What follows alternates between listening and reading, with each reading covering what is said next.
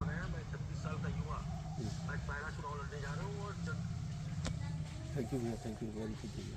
ठीक है भैया, प्रणाम भैया।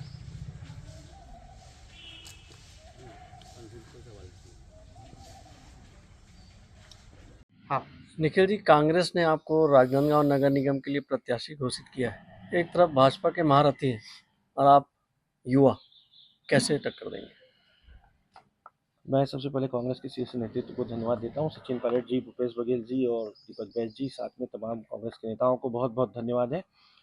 मैं मधुसूदन जी को कोई भी चुनौती नहीं मानता। जिस दिन से वो राजनांदगांव छोड़कर डोंगरगांव गए थे, उस दिन से ही वो राजनांदगांव के नहीं रह गए थे। और अपने आप को जन नेता कहलवाने वाले मधुसूदन यादव जी का उस दिन जहाज डूब गया था, जिस दिन वो 25-30 हजार वोट से डोंगरगांव में करारी शिकस्त पाए थे। दूसरी तरफ मैं बोलता हूँ, कब तक कवर्धा के आका के द्वारा राजनांदगांव चलेगा?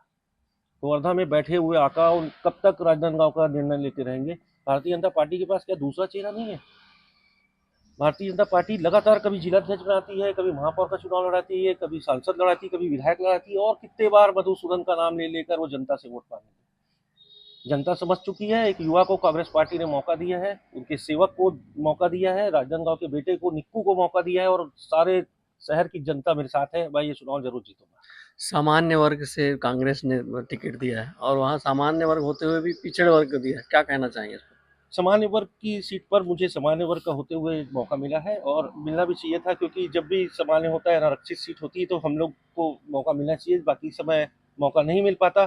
तो यही कहना चाहूँगा कि सामान्य वर्ग तो मेरे साथ है, साथ में ओबीसी वर्ग भी साथ है, एससी वर्ग भी साथ है, और सारे समाज मेरे साथ हैं। और मैं सभी समाजों को प्रणाम करते हुए, सबको निवेदन करते हुए वोट की अपील करूंगा कि मुझे एक मौका दीजिए। मेरा ये पूरे भविष्य का, करियर का सवाल है कि बहुत 20 साल की मेहनत के बाद मुझे ये चुनाव लड़ने का पहली बार मौका मिला है।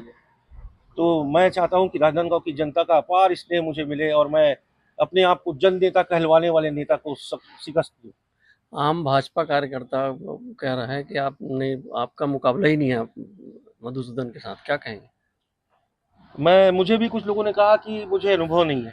लोग कह रहे हैं कि वो तो अभी छोटा बच्चा है, उसे अनुभव नहीं है। हाँ, मुझे अनुभव नहीं है भ्रष्टाचार करने का। मुझे अनुभव नहीं है कि नगर निगम की दुकानों को देने के, आवंटित करने के नाम से पैसा लेने का। मुझे अनुभव नहीं है किसी के घर तोड़वाने का। मुझे नहीं है किसी के घर, अटल आवास जैसे घरों को छिनवाने का। लेकिन जिस दिन से माता पिताजी ने पैदा किया था, उस दिन से जनता के सुख और दुख को समझने का अनुभव तो दे ही दिया था। और मैं जनता के सुख दुख में हमेशा खड़ा रहा हूँ, आगे भी खड़े रहूंगा। और मेरा सड़क से लेके सदन तक की जो भी लड़ाई होगी जनता की, उसको पूरा करूंगा। भारतीय जनता पार्टी की एक हिंदुत्व छवि है, आप भी सनातन से जुड़े हैं, लगातार धार्मिक रैलियों का आयोजन किए, क्या लगता है ये फायदा भी आपको मिलेगा? देखिए, मैं महाकाल जी का भक्त हूँ और महाकाल जी की सेवा में हमेशा रहता हूँ। हर महीने उज्जैन जाता हूँ और महाकाल जी की यात्रा भी मैं निकालता हूँ। लेकिन मैं इसको राजनीतिक रूप से नहीं देखता।